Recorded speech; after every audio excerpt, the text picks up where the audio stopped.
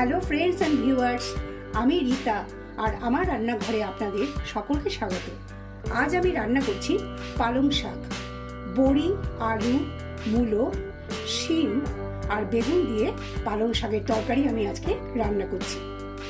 বন্ধুরা, ভিডিওটি স্কিপ না করে আপনারা পুরোটা দেখুন আর ভালো লাগলে অবশ্যই লাইক কমেন্ট করে দেবেন।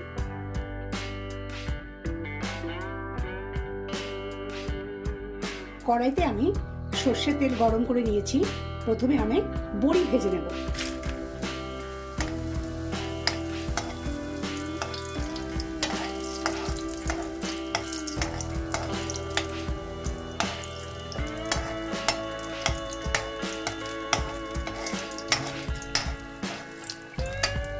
বড়ি ভাজা হয়ে গেছে, এগুলো আমি তুলে নিচ্ছি।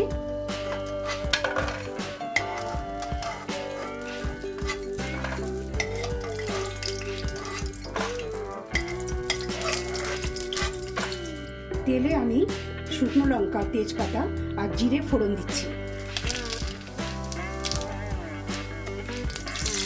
একটু নাড়াচাড়া করে এইভাবে দেখুন, আমি একটা বড় আলু কেটে রেখেছি ডুমো ডুমো করে, এটা আমি ভেজে নেব।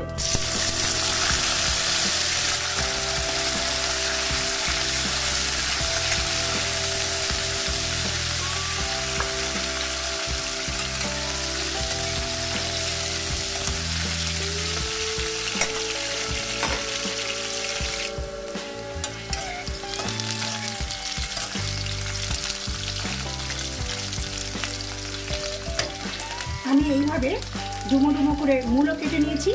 এখানে আমি সাদা মূলো ব্যবহার করেছি, দিয়ে দিচ্ছি মূলো।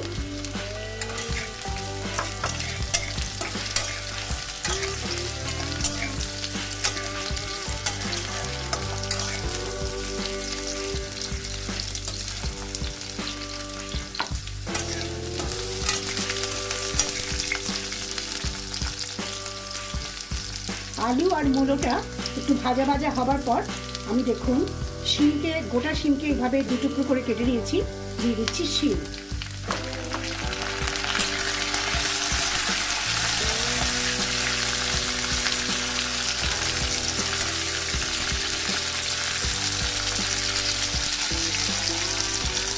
শিমটাও একটু ভাজা ভাজা করে নেব। এবার আমি দিয়ে দিচ্ছি কেটে রাখা বেগুন। বন্ধুরা, এই রেসিপিটা ফলো করবেন। যদি ভালো লাগে রিতার রান্নাঘর চ্যানেলটিকে আপনারা সাবস্ক্রাইব করে নেবেন আর কমেন্ট করে জানাবেন আপনাদের কেমন লেগেছে। সম্পূর্ণ নিরামিষ একটা পদ, পালং শাকের তরকারি, সঙ্গে এই শীতের সবজি দিয়ে। এই সময় দিয়ে দিচ্ছি আমি 4টে কাঁচা লঙ্কা।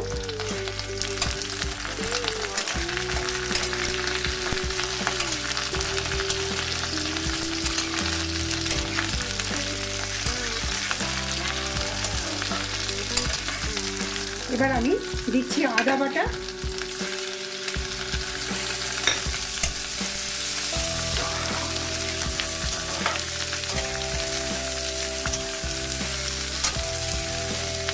আদার কাঁচা গন্ধটা চলে যাওয়ার জন্য আমি আরেকটু নাড়াচাড়া করব।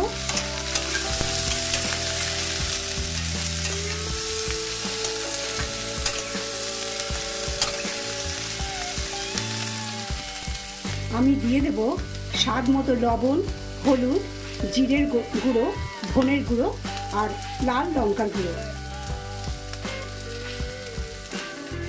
দিয়ে দিচ্ছি সামান্য জল।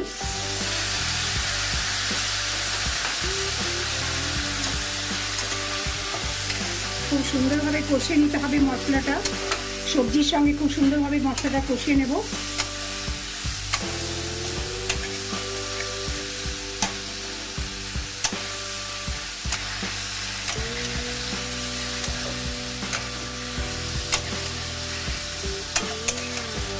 অপূর্ব স্বাদের এই নিরামিষ পালং শাকের তরকারিটা দিয়ে আপনারা ভাতও খেতে পারেন, রুটির সঙ্গেও খুব ভালো লাগবে।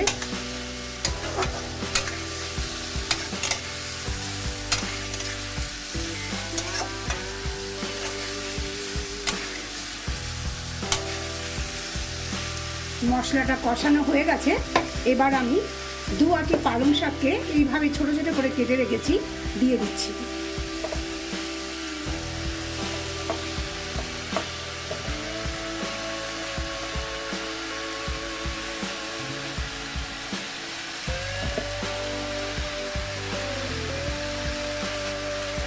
পালং শাকটা দিয়ে আমি প্রথমে একটু ঢাকা দিয়ে দেবো।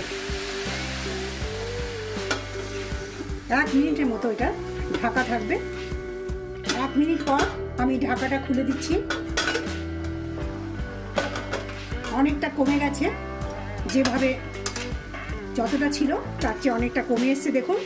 এই সময় আমি সমস্ত সবজির সঙ্গে শাকটা খুব ভালোভাবে কষিয়ে নেব।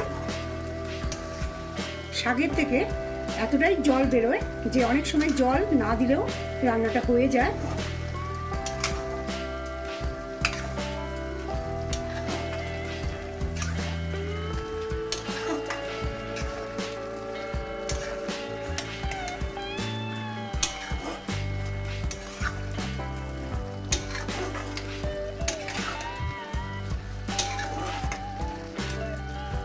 দেখুন সুন্দরভাবে কষিয়ে নিয়েছি।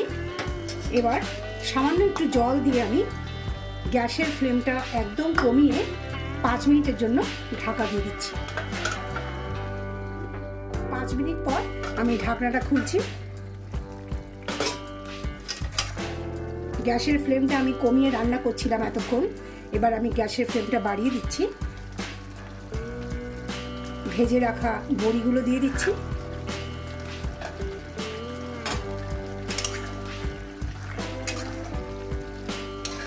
খুব তাড়াতাড়ি খুব সহজেই হয়ে যায়, উপাদেয় পুষ্টিকর এই খাবারটি।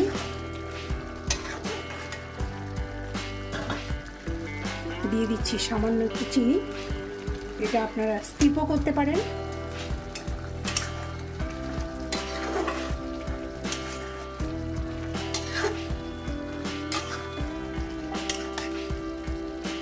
দেখুন আলু মূলো সব সুন্দরভাবে সেদ্ধ হয়ে গেছে।